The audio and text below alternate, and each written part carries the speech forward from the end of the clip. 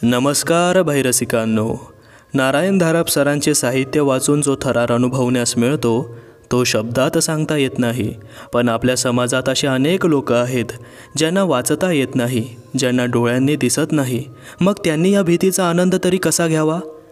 म्हणूनच आम्ही डॉक्टर शिरीष धारप सरांच्या संमतीने हे साहित्य ऑडिओ स्वरूपात बनवत आहोत, जेणेकरून महाराष्ट्रातील प्रत्येक व्यक्ती त्याला हवं तेव्हा नारायण धारप सरांची लेखणी अनुभव करू शकेल.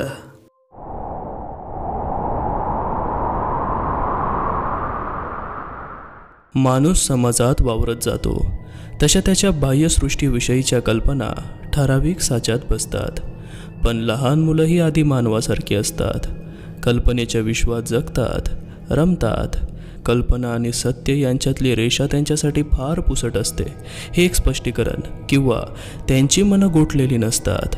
मनाची दारं खिडक्या बंद झालेल्या नसतात. अनेक नव्या अविश्वसनीय अनुभूतींना तिथे प्रवेश असतो. मग ती नवी अनुभूती पुराणातल्या ध्रुवाला आली तशी देवाची असेल, किंवा त्या रमेशला आली तशी आणखी एकच वळण, आणि मग दिव्यांची रांग दिसायला लागेल. रमेश मनाशी म्हणाला आणि आपल्या लहानशा पावलांना त्याने आणखी गती दिली. मनाशी 1000 वेळा ठरवलं की नजर एकतर पायाखालच्या रस्त्यावर ठेवायची किंवा अगदी समोर काळसर आकाशावर ठेवायची. आजूबाजूला, विशेषतः खांद्यावरून मागे अजिबात पाहायचं नाही. तरी चोरून नजर तिकडे वळतच होती. तोंडाने राम रामचा जप चालला होता, पण ते शब्दच राहत होते. त्यालाही ऐकू येत नव्हते. कानावर इतर आवाज येत होते. पानांची खसखस, वाऱ्याचं विवळणं. एवढी 50 पावलं कोणाची तरी सोबत मिळू दे, तो अगदी कळवळून प्रार्थना करत होता. पण समोरचा अरुंद रस्ता तसाच रिकामा राहिला. दोन्ही बाजूंना मोठी मोठी झाडे, आता वाऱ्यावर हेलकावे घेणाऱ्या फांद्या, सळसळणारी पानं. पावलांचा आवाज आधी अस्पष्ट होता, पण क्षणाक्षणाला तो अधिकाधिक स्पष्ट होत गेला. त्याच्या मागून कोणीतरी येत होतं. 20 पावलांवर, मग 15 पावलांवर, मग 10 पावलांवर. मागे वळून पाहायची रमेशला उत्कट इच्छा झाली, पण त्याची हिंमत होत नव्हती. मागून काय येत होतं हे त्याला माहीत नव्हतं. पावलांचा आवाज जरी माणसाच्या पावलासारखा होता, तरी त्या पावलावर चालणारा माणूसच असेल याची खात्री काय? त्याने ऐकलं होतं की. आटोकाट प्रयत्न करून त्याने त्या ऐकलेल्या हकीकती मनात खोलवर दाबून टाकल्या. आता तर त्यांची आठवण अजिबात नको. एकदम धूम ठोकायचा विचारही त्याच्या मनात आला. मग पाठलागावर जर माणूस नसला, ते झाडातलं असलं तर मग त्याच्या पळण्याचाही काही उपयोग होणार नव्हता. ते वाऱ्यासारखं येईल, ते सावलीसारखं सरकेल. पावलं अगदी जवळ आली, त्याच्यावरून पुढे गेली. एक मध्यमवयीन माणूस स्वतःच्याच विचारात गढून चालला होता. रस्त्याच्या कडेकडेने घाईघाईने चाललेल्या 13-14 वर्षांच्या रमेशकडे त्याचं लक्षही नव्हतं. तो आपल्या वाटेने निघून गेला. रमेशचा आवळून धरलेला श्वास स्फोटासारखा बाहेर पडला. हातांच्या आवळलेल्या मुठी उलगडल्या. छातीची बेफाम धडधड हळूहळू कमी झाली. शेवटचं वळण मागे गेलं. दिव्यांची रांग दिसायला लागली. पानशेत प्रलयात त्यांची गावातली जागा वाहून गेली होती, आणि वर्षभर इकडे तिकडे खस्ता काढल्यानंतर त्यांना ही जागा मिळाली होती. वर्णनात 2 खोल्या, पण खरोखरीची 2 कपाटच, आणि बाहेर एक लहानसा ओटा, वरांडा. लुटपुटीच्या खेळासारखा संसार. काळ्या भोर वावरात ही घरं जणू रातोरात उगवली होती. शहराच्या बाहेरचा हा भाग. इथे कधी काळी कोणी राहायला येईल अशी कल्पनाही हास्यास्पद ठरली असती. पण आता तिथे लहान लहान घरांच्या रांगांमागून रांगा उभ्या राहिल्या होत्या. संसार थाटले गेले होते. त्यातल्याच एका टेनमेंटमध्ये रमेश, त्याचे आईवडील आणि त्याची बहीण असे 4घे राहत होते. माणूस गांजला की तो बेदरकार होतो. इथे राहणारी माणसं अशीच होती. बेछूट मात्र नाहीत, पण कशाची फारशी फिकीर न करणारे. स्वतःच्या हक्काची जागा आली, डोक्यावर छप्पर आलं, आता इथून त्यांना कोणी जा म्हणणार नाही यातच समाधान होतं. ही कॉलनी सगळ्यात शेवटची होती. पलीकडे खडकाळ माडरान आणि त्याच्या पलीकडे ओसाड बोडकी टेकडी. टेकडीवरचा एक नाला 100-150 फुटांवरून जात होता. त्याच्या दुतर्फा गर्द झाडी होती. आता घराघरांच्या समोर लहान लहान कंपाऊंडमध्ये लहान लहान बागा फुलल्या होत्या. कर्दळी केळी, गुलाब, सदाफुली, एखाद दुसरी सायली. नारळाची, चाफ्याची, पारिजातकाची झाडं अजून लहान होती. त्या बागांचे मालकही संध्याकाळच्या ओट्यांवर बसत. हातात वर्तमानपत्र फडफडत असायचं. समोर लहान मुलांची धावाधाव सुरू असायची.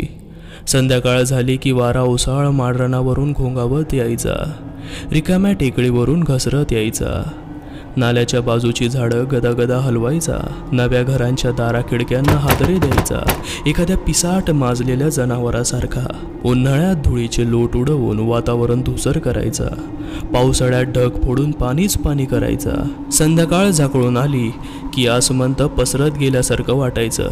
रात्रीच्या वस्त्राच्या घड्या उलगडत जायच्या, एकेका घडीवर ताऱ्यांची जरतारी खडी, पदरामागून पदर. आधीच लहान असलेली घरं आणखी लहान व्हायची, एकमेकांना खेटून मानाखाली घालून गुमान बसल्यासारखी वाटायची. पण अपघाताच्या आचेने पोळलेले तिथले जीव बेदरकार होते, मन घट्ट पडल्यासारखी निबरट झाले होते. या तरल आविष्कारांना त्यांच्या शुष्क जगात जागा नव्हती. एक प्रकारचा बधीरपणा होता. केवळ छोटा रमेश याला अपवाद आहे असं त्याला वाटायचं. त्याला माहीत होतं की इथे शेकड्यांनी राहायला आलेली माणसं यांना पसंत नाहीत, आवडत नाहीत. वाऱ्याला नाही, टेकडीला नाही, झाडांना नाही. त्यांचं पूर्वी एकमेकात जे हितगुज चालत असे ते आता बंद पडलं होतं. त्यांना ही घरं नको होती. वारा त्यांना धडका देई, झाडं मोठमोठ्याने माना हलवून त्यांना प्रोत्साहन देत. त्या थैथयाटात टेकडी ही जागच्या जागी थरथरल्यासारखी वाटे. रमेश हे कोणाजवळ कधी बोलला नाही. त्याची हिंमत झाली नाही. आईला काही कळणार नाही आणि बाबा रागवतील एवढंच त्याला माहीत होतं. वारा सुटला, टेकडीवरची राळ उडायला लागली, झाडाचे शेंडे उसळायला लागले की तो आतल्या खोलीत जाऊन लपून राही. रमेश मोठा झाला, शाळेत जाऊ लागला, पुस्तके वाचू लागला. पण मनातली ही माहिती खात्रीत जवळजवळ कधी विसरली गेली नाही, कधी पुसट झाली नाही. उलट त्यात भरच पडत गेली. तो जसा त्यांना ओळखत होता तसे तेही त्याला ओळखत होते, त्याच्यावर नजर ठेवून होते. ही नवी भर त्यात पडली. गावात ते चौघे सिनेमाला गेले होते. 9ला सिनेमा सुटला. बस स्टॉपपर्यंत पोहोचून बस मिळायला अर्धा तास लागला आणि शेवटी बस टर्मिनसपासून ते परत घरी यायला निघाले. तेव्हा रात्रीचे 10 वाजून गेले होते. अंधार पडल्यानंतर असा तो या बाजूला प्रथमच येत होता. सकाळी किंवा संध्याकाळी आईबरोबर त्या रस्त्याने तो कितीतरी वेळा गेला होता, पण रात्रीचा असा पहिल्यांदाच. कॉलनीकडे जाणारा रस्ता झाडीतून गेला होता. झाडं कोणी रांगेने लावली नव्हती. वहिवाटीने पायवाट पडली होती. तिच्यावर पुढे चाकोऱ्या पडल्या होत्या आणि आता पक्का खडीचा रस्ता झाला होता. वाटेत 3-4 निरर्थक वळणं होती. कॉर्पोरेशनचे दिवे होते, पण एकाचा प्रकाश दुसऱ्यापर्यंत पोहोचत नव्हता. मधला काही भाग अगदी अंधारात होता. दिव्याच्या प्रकाशातून पुढे गेल्यावर तर पुढचा भाग आणखीनच काळोखा, मिट्ट वाटत होता. दिवसा हिरवी काळी दिसणारी, वाऱ्यावर मंद हलणारी झाडं आणि आता अंधारात उभी असलेली, स्वतःशीच माना डोलवणारी, अधूनमधून फांद्यांचे हात झटकणारी झाडं, यांच्यातला फरक रमेशला त्या रात्री प्रथम जाणवला. फरक काय ते त्याला समजलं नाही, पण त्या फरकाचा प्रकार मात्र समजला. रात्री अपरात्री दाराला धडक देणारा वारा याच प्रकारचा होता. टेकडे आणि ओढा त्या वाऱ्याचे साथीदार होते. तशीच ही झाडंही त्यांना सामील होती. त्यांना कोणालाच ही माणसं नको होती. माणसं आल्यावर दिवे आले होते, प्रकाश आला होता, वर्दळ वाढली होती आणि मग त्यांचे अनंत कालापासून चालणारे काळोखातले चाळे बंद पडले होते. ते चाळे कोणते होते?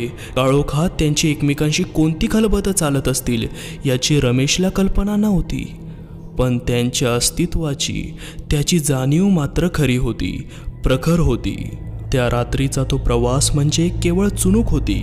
रमेश हायस्कूलमध्ये जाऊ लागला, पण तरीही जोपर्यंत तो दिवसा उजेडी तिरकस उन्हातून घरी परत येत होता तोपर्यंत सर्व काही ठीक होतं. पण तो 8वीत गेला, मार्क कमी पडले म्हणून शिकवणी सुरू झाली आणि त्याला घरी परत यायला उशीर होऊ लागला. तेव्हा मनात खोलवर दडलेली ही आठवण जागी झाली. तरीसुद्धा तो त्या अंधाऱ्या रस्त्याने निघाला. तोपर्यंत त्याला ही कल्पना नव्हती. मनात शाळेचे आणि घराचे विचार चालले होते. मध्येच जेव्हा त्याची नजर एकदम वर गेली तेव्हा त्या नजरेत अचानक कसली तरी चोरटी अनपेक्षित हालचाल पकडली गेली आणि मग तो आणखी सावध झाला. तेव्हा त्याला अंधारातली ती जाणी येणे, संकेत प्रतिसंकेत, चोरट्या हालचालींची खसखस, अस्पष्ट आवाज या साऱ्यांची तीव्र जाणीव झाली. क्षणभर तो होता तिथेच बावरून उभा राहिला आणि मग घराच्या दिशेने धूम पळत सुटला. आणि शेवटपर्यंत मनाची अशी कल्पना होत होती की त्यांनाही त्याची जाणीव झाली आहे. उंचावरच्या काळ्या हिरव्या पानात लपलेले डोळे त्याची ही घाबरलेली धावपळ पाहत आहेत. एक जण दुसऱ्याला, दुसरा तिसऱ्याला अशा कोपरखळ्या मारून फांद्या वळवून वळवून त्याच्याकडे एकमेकांचं लक्ष वेधीत आहेत. झाडाच्या पानातून एकाएकी सळसळत उठलेला वारा हाही टेकडीवरून घसरत येणाऱ्या वाऱ्याचाच एक भाग आहे. तोही झाडांच्या रांगातून धावत चाललेल्या त्या मुलाकडे पाहायला आलेला आहे. आणि त्या वाऱ्याला तर अतिवेगवान पाय आहेत. रमेश रस्त्यावरून पळत होता तर झाडांच्या रांगामागून त्याच्या पावलांबरोबर पाऊल ठेवीत न दिसणारं पण खसखसणारं काहीतरी त्याच्याबरोबर येत होतं. तो धापा टाकत घरी पोचला. संध्याकाळची शिकवणी नको म्हणजे काय? मार्क कमी मिळाले म्हणून तर शिकवणी लावली? वडील तावातावाने बोलत होते. बाबा, मला त्या रस्त्याने यायची भीती वाटते. भीती वाटते? आता काय लहान कुक्कुला बाळ आहेस की काय भीती वाटायला? एवढा मोठा वाढलायस की आता? खरंच भीती वाटते. भीती वाटायला काय भूतकेतं बसलीत की काय वाटेवर? नको नको वारे लाडोबा, अभ्यास नको करायला, शिकवणी नको, सगळ्याचा आळस. पोटाला खळके पाडून कसे तरी शिकवणीचे पैसे उभे केले आणि आता म्हणे राजश्रींना भीती वाटते. बाबा, खरंच तसं नाही. त्याचा पांढरा घामेजलेला चेहरा, भयभीत डोळे, थरथरणारे ओठ, हातांच्या मुठी हे सारं पाहायला त्याच्या वडिलांना वेळच नव्हता. घरच्या ओढीने ते आधीच वैतागले होते. आयुष्याला काळा पांढरा असे दोनच रंग आले होते. मधल्या छटांचं अस्तित्वच राहिलं नव्हतं. आपल्या मुलाची समस्या त्यांना कळवण्याची शक्यता नव्हती. भीती अभ्यासाची वाटत असेल, ते खवचटपणाने म्हणाले. पुस्तक जरा नीट वाचत जा म्हणजे भीती कमी होईल. रमेश हिरमुसल्या तोंडाने गप्प बसला आणि वडील कामाला गेल्यावर तो आईजवळ जाऊन रडला. बापलेकाचं संभाषण आतून आईने ऐकलं होतं. रमेशला जवळ घेत ती म्हणाली, बाळ, भीती वाटली की देवाचं नाव घ्यावं, राम राम म्हणावं की मग कशाची भीती वाटायची नाही. रमेशच्या अल्पमतीला त्याच्या भीतीचं स्वरूप कळत नव्हतं आणि देवासारख्या श्रद्धेची माहिती नव्हती आणि अनुभवही नव्हता. त्याच्या आईचा उपदेश प्रेमापोटी केलेला होता हे खरं, पण तो कितपत उपयोगी पडेल याची त्याला शंका होती. त्याचं तोंड हिरमुसलंच राहिलं. शाळेतला शेवटचा तास आला. उन्ह उतरायला लागली की रमेशच्या डोळ्यापुढे अंधारी संध्याकाळ नाचायला लागे. अभ्यासात जे काही थोडं बहुत लक्ष असायचं तेही आता उडून जायचं. शाळा सुटल्यावर मास्तरांच्या घरी तो शिकवणीसाठी जायचा. तो तास म्हणजे तर शुद्ध नरकयातनाच झाल्या होत्या. अर्ध लक्ष घड्याळाकडे. दोनदा हाक मारून मास्तर त्याला भानावर आणायचे, पण बाहेर प्रकाश ओसरत चाललेला असायचा. काळ्या सावल्या पसरत चाललेल्या असायच्या. त्यांच्याबरोबर रमेशच्या मनात भीतीची भरती चढत असायची. आज पुरे, मास्तर म्हणाले की पुस्तकं दप्तरात कशीबशी कोंबून रमेश बसस्टॉपकडे धावायचा. संध्याकाळची वेळ, सगळीकडेच गर्दी. एक बस चुकत चालली की उरावरची धोंड वाढायला लागायची आणि मग शेवटी बसमध्ये चढायला मिळायचं. तेव्हा दिवे लागलेले असायचे. काचेच्या चकचकत्या प्रकाशित उबदार बसमध्ये माणसांची रेटारेटी असायची. त्या गर्दीत त्याला किती सुरक्षित वाटायचं. मनात वाटे हा प्रवास असाच चालू राहावा, कधी संपूच नये. तो अंधारा रस्ता कधी येऊच नये. आसपासच्या लोकांकडे त्याची नजर जायची. ते कसे समाधानी, बेफिकीर दिसायचे. त्याला त्यांचा किती हेवा वाटायचा. आपण असे मोठे असतो तर, मनात विचार यायचा. पण ते मोठेपण किती लांब होतं. वाटेत ही काळी दरी होती. ती आपल्याला कधी काळी पार करता येईल यावरचा त्याचा विश्वास उडत चालला होता. बसच्या शेवटच्या स्टॉपपाशी धाव उतरावं लागे. इतका वेळ कशी गच्च भरलेली बस पाहता पाहता रिकामी होई. 10 दिशांना लोक पांगत. चोरट्या नजरेने रमेश आपल्या बाजूला कोणी वळतो का पाहत राही. असा एखादा दिवस निघे की त्याला सोबत मिळे, पण बहुतेक नाही. हमरस्त्यावरचा झगझगाट कसा सुरक्षित वाटायचा.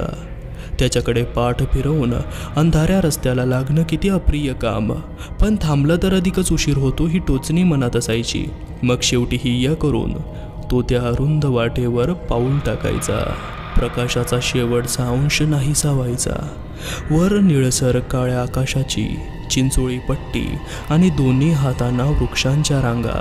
कधी चंद्र असायचा, पण तो प्रकाश चांगला की वाईट हे त्याला कधी कळलंच नाही.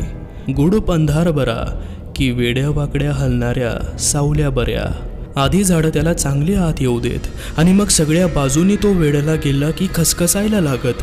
त्यांचा आपापसात कसला तरी किडका नासका विनोद चाले आणि एकदा त्यांच्या ती खसखस पिकली की मग झाडामागे आणखी कोणी कोणी येऊन उभे राहत. याच आकारांची रमेशला खरी भीती वाटे.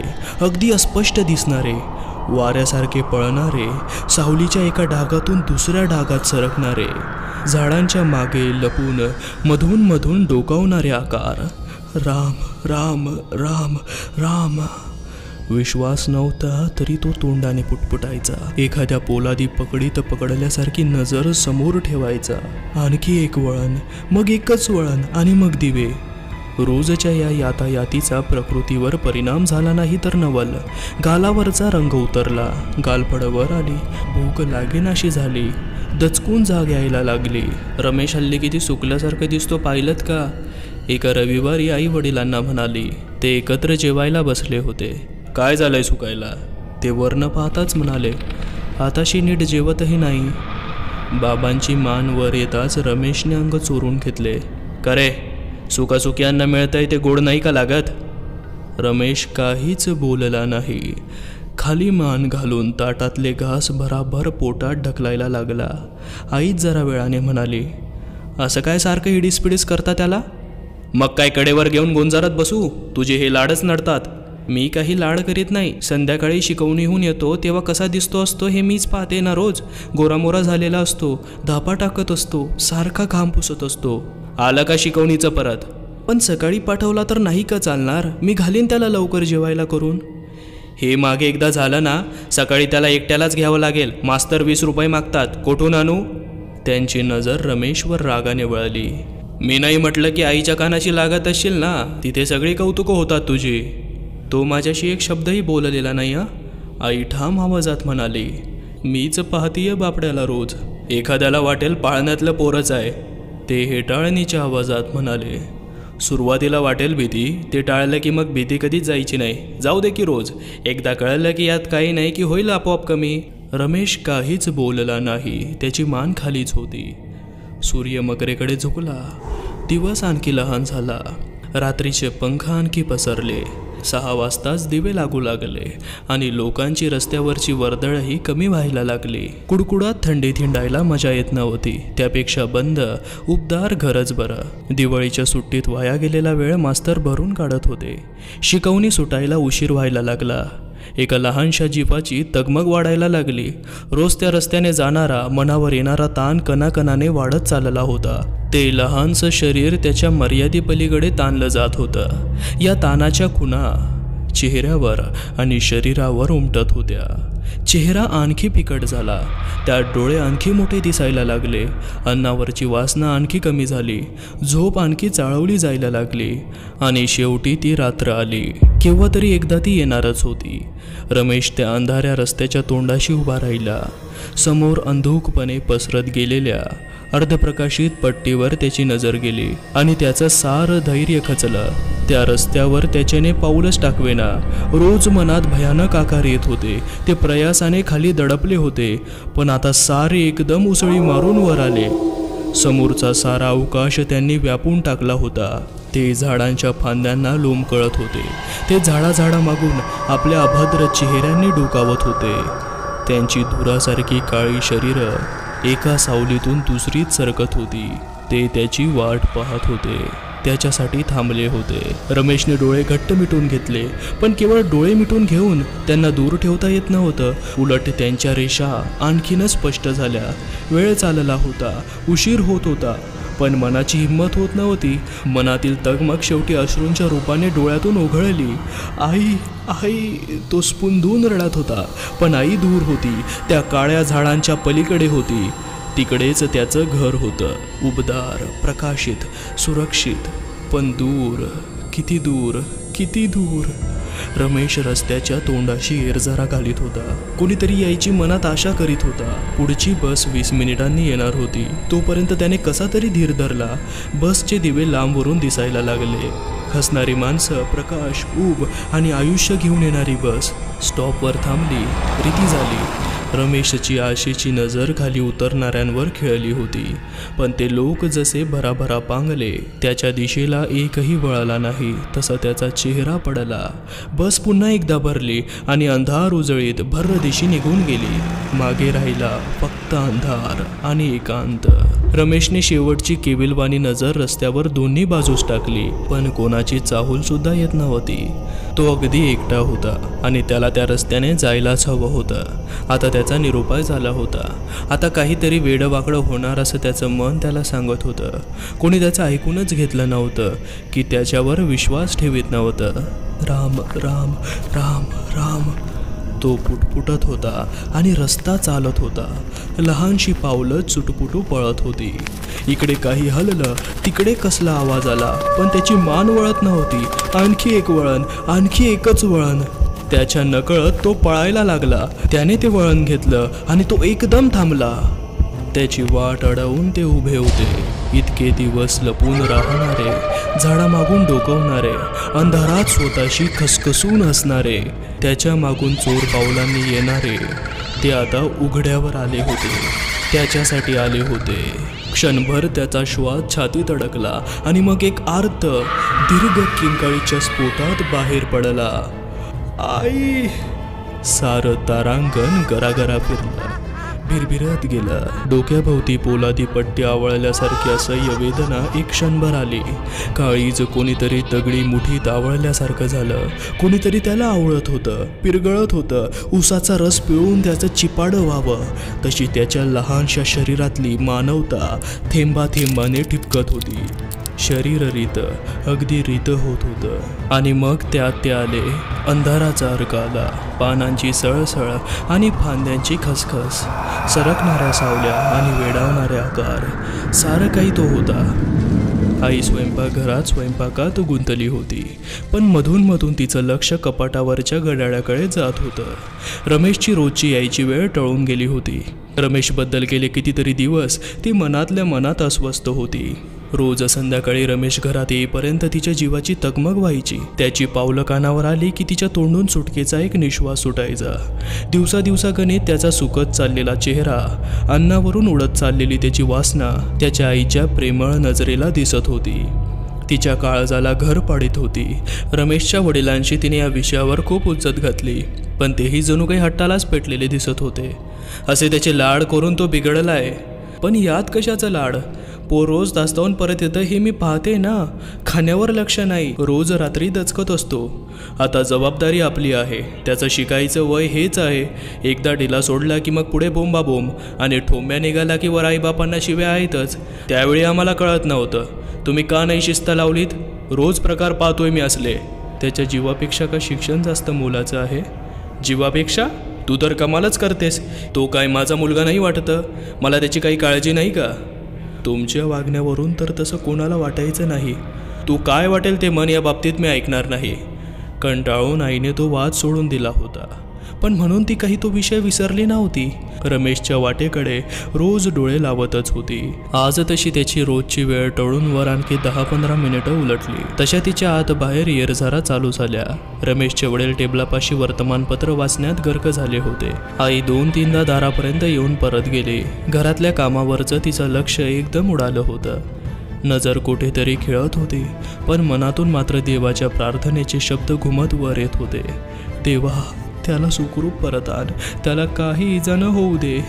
पण अशा तत्कालिक प्रार्थनेने समाधान कधीच मिळत नाही. शेवटी न राहून ती बाहेर आली. मोठ्याने म्हणाली, अहो, रमेश अजून आला नाही परत. मग? वर्तमानपत्र दूर करीत वडील म्हणाले, मास्तरने जरा बसवून घेतलं असेल, नाहीतर एखादी बस चुकली असेल. जरा उशीर झाला तर एवढं घाबरायला काय झालं? घाबरायला काय झालं? आई उसळून म्हणाली, बाहेर एकदा पहा तरी. डोळ्यात बोट घातलं तर दिसायचं नाही असा अंधार झालाय. एवढंसं पोर ते, काय माया आहे की नाही तुमच्या मनात? मग मी काय करू म्हणतेस? वडील रागाने म्हणाले, सायकलवरून बस स्टॉपपर्यंत एकदा चक्कर तरी टाकून या. अनाहूतपणे तिच्या डोळ्यासमोर बावरलेल्या रमेशचं चित्र उभं राहिलं होतं. तो येत असला तर त्याला सोबत तरी होईल. बघतो, 5-6 मिनिटं वाट पाहतो, वडील कुरकुरत म्हणाले. आई स्वतःशीच चरफडत घरात जायला वळली आणि त्याच क्षणी तिचं शरीर एकदम ताठ झालं. आई! रमेशची हाक अगदी स्पष्टपणे कानावर आल्याचा तिला भास झाला. एकाएकी तिचं सर्व शरीर शहारून गेलं. क्षणभर ती वेध घेत तशीच उभी राहिली आणि मग म्हणाली, तुम्हाला आता काही ऐकू आलं का? आता? छे, वडील म्हणाले. रमेशने हाक मारल्याचा मला भास झाला. तू तर अगदी कमाल करतेस बघ. त्याने हातातला पेपर टेबलावर टाकला आणि उठून खुंटळ्यावरचा शर्ट अंगात चढवला. त्यांनाही मनातून आता जरा अस्वस्थता वाटायला लागली होती आणि रमेशचा जरा रागही आला होता. त्यांच्या सायकलचा दिवा प्रकाशाचा एक कोन पुढे फेकत होता. रस्ता इतका ओळखीचा होता की त्यांचं समोर फारसं लक्ष नव्हतं. अधूनमधून फक्त ते समोर निरखून पाहत होते. रमेशची लहानशी आकृती रस्त्यावरच भेटण्याची त्यांची अपेक्षा होती, पण रस्त्याची सर्व वळण गेली आणि रस्ता एकदम रिकामाच राहिला. हमरस्ता आला. एक भरलेली आणि शेवटची बस गावात परत जात होती. पाहता पाहता बस निघून गेली आणि सगळीकडे सामसूम झाली. क्षणभर त्यांना काय करावं ते सुचेनाच. काय वाटेल ते झालं तरी या बसने रमेश परत यायलाच हवा होता. मनात एकदम आशा वाटली. आपली वाटेतच कुठेतरी चुकामुक झाली असेल. रमेश येवाना घरी पोचलाही असेल. फार पुढे विचार करायला मन धजतच नव्हतं. त्यांनी सायकल माघारी फिरवली आणि परत घरचा रस्ता धरला.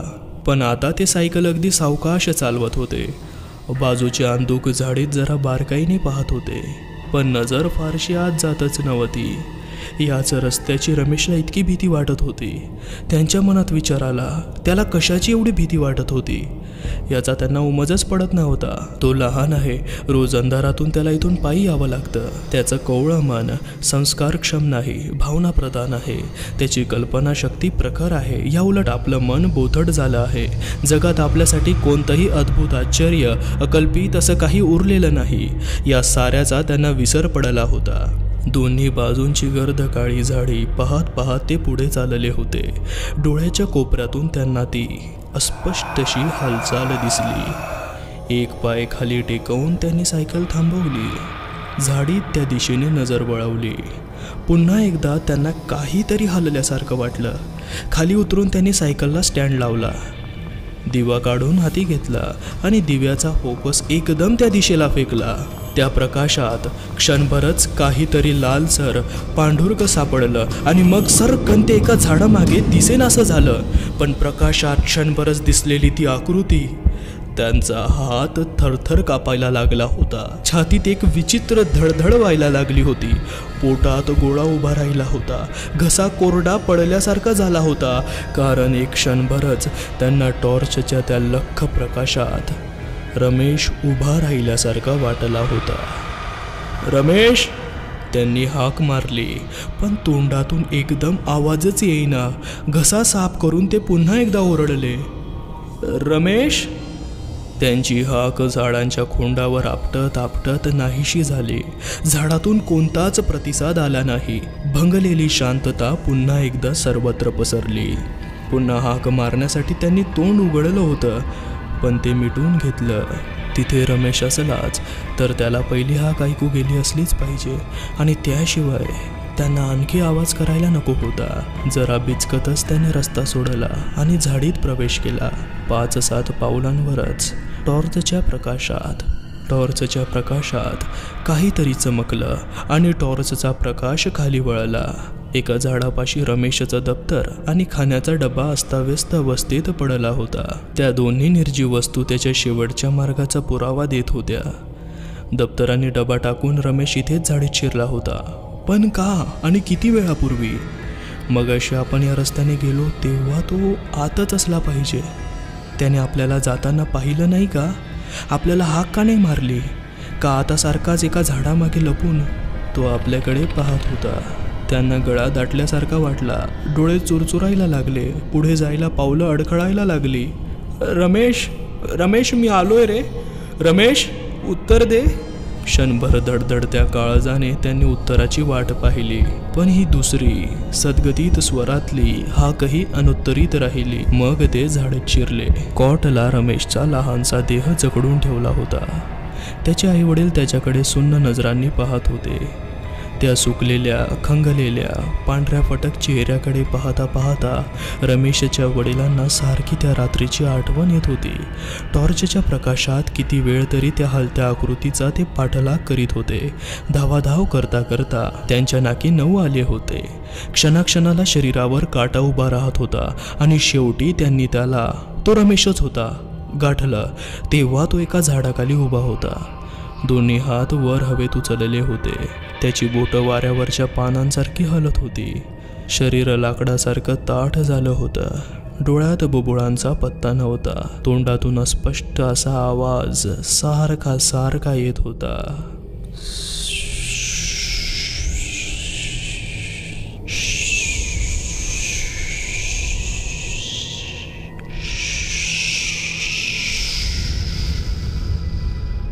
पानातून सळसळणाऱ्या वाऱ्याची त्यांना आठवण झाली. त्याने त्याला कसा तरी उचलून घरी आणला. डॉक्टर आले. ते त्याला हॉस्पिटलमध्ये घेऊन गेले आणि तिथे त्याला ठेवला होता. नातेवाईकांचीच काय, साऱ्या जगाचीच ओळख त्याच्या डोळ्यातून गेली होती. मेंदूला कसला तरी असह्य धक्का बसला होता. त्याच्या तानाखाली नेहमीचे विचार मार्गच बुजल्यासारखे दिसत होते आणि त्याच्या जागी नवेच मार्ग प्रस्थापित झाले होते. डोळे अधांतरी खिळले होते. शरीर लाकडासारखे ताठ झाले होते आणि मन कोणत्या तरी अनोळखी गर्द अंधाराच्या सळसळणाऱ्या वाऱ्याच्या जगात गडप झाले होते. आत जाऊन त्याने आपल्या मागे दार बंद करून घेतले होते.